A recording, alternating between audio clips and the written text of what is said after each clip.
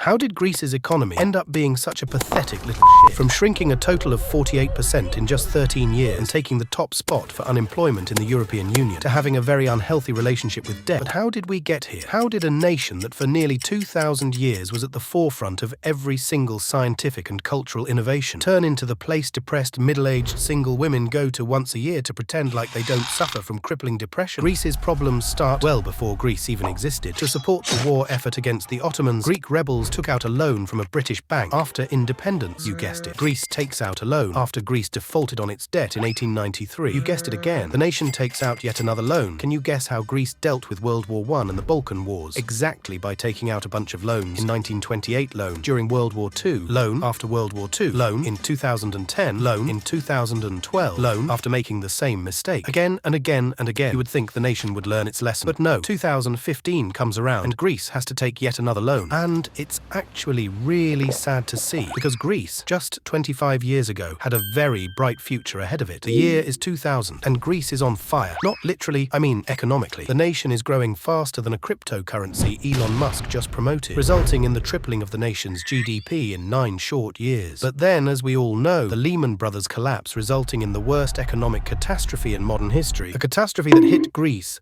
especially hard. The reasons for the collapse are numerous and very hard to understand. So hard, actually, I myself don't understand them. Do I look like an economist to you or something? But here is a very quick summary. American banks have always been greedy little bastards, but prior to 2008, they took it to an extreme level. Under normal circumstances, before a bank loans you money, they check if you have enough income to repay the debt, and if the money they lend you will be used wisely. Sounds like a good idea, right? Well, the American banking system said no. Do you need $1.2 million to buy loads of cocaine? Go ahead. Would you like to have $3.7 million to gamble in Vegas? Well, it's your lucky day. On a serious note, most of the loans went out to people that bought houses, and that's nice and all until people start treating houses like an investment instead of a place to live in. Thousands of people thought they found an infinite money glitch. Buy one house with the bank's money, rent it to someone, then use the first house as leverage to get a loan and buy a second one, and just repeat the cycle forever. And honestly, there isn't anything wrong with this model, except if for some reason house prices stop rising, which definitely wouldn't happen. I mean, people need houses to live in, and there is no way that house prices would ever go down.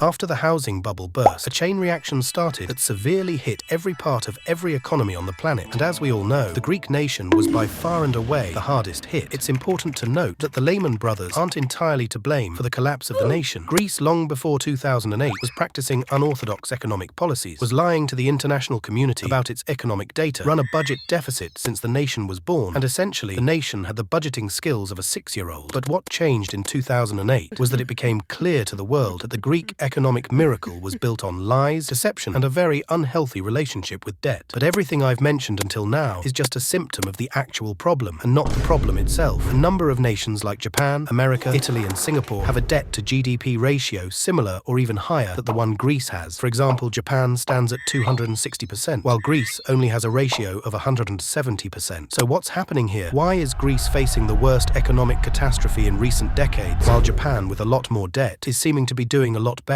And that brings us to the 3 main issues the Greek nation has been facing since its founding. When you think of Japan, one of the first things that come to mind are its multinational corporations: Toyota, Mitsubishi, Sony, Nintendo, just to name a few. But if I asked you to do the same for Greece, you couldn't name a single one. The nation's main industries are shipping and tourism, 2 terrible choices to base a national economy on. Tourism is seasonal, very hard to predict, and is vulnerable to outside crisis. For example, when the no-no virus happened, the national economy was devastated. Shipping, on the other hand, is even worse. Go to any port on any nation on the planet, and I bet you my left testicle, every single flag the ships sail under will be the ones of tax heavens. So even if on paper Greece has a massive fleet, in reality the nation barely benefits from it. But even the little industry the nation had didn't benefit the average Greek citizen in any way. And that's because there is something you need to understand about Greek society, and that's the fact that laws, and especially taxation laws, are more of a suggestion than something you are meant to strictly follow. Right before the GFC hit, it's estimated that as much as 50% of all economic activity in Greece wasn't reported. reported, that's similar to third world shitholes like Zimbabwe and Bolivia, not the highly developed European nation Greece was supposed to be. But let's say for some weird reason, you actually decided to pay taxes to the government. Even then, the money wouldn't benefit the nation. After the crisis, when the EU and other institutions were trying to clean up the Greek economy, they discovered something disturbing. At the time, the city of Athens had 12 hospitals. Each of those hospitals employed on average 30 gardeners. The funny part is that of the 12 hospitals, only one had a publicly accessible garden. And as you can guess, the gardeners happened to be the friends and family of powerful politicians. And this wasn't just about hospitals. Nearly every single job in the public sector wasn't given out based on skills and competence, but instead to the ones with connections. After the crisis, the EU instantly deployed catastrophic austerity measures. These measures that initially were meant to help Greece rescue itself, in the end, ended up doing a lot more damage than the crisis did by itself. When that became clear to the people of Greece, they elected a far-left anti-EU extremist into power, whose plan to repay the debt was to pretend like it didn't exist, which definitely didn't backfire in the end. Nowadays, Greece is doing much better. The economy is growing faster than the Eurozone average. Debt to GDP has fallen from 210% down to nearly 160%. The nation is currently under a construction boom. The stock market has exploded, and the new government is a little better than the last one. But still, the average Greek makes a lot less than he used to just 15 years ago and is suffering from the cost of living crisis. But it's important to see the light at the end of the tunnel. Let's just hope it's not a train this time. Subscribe.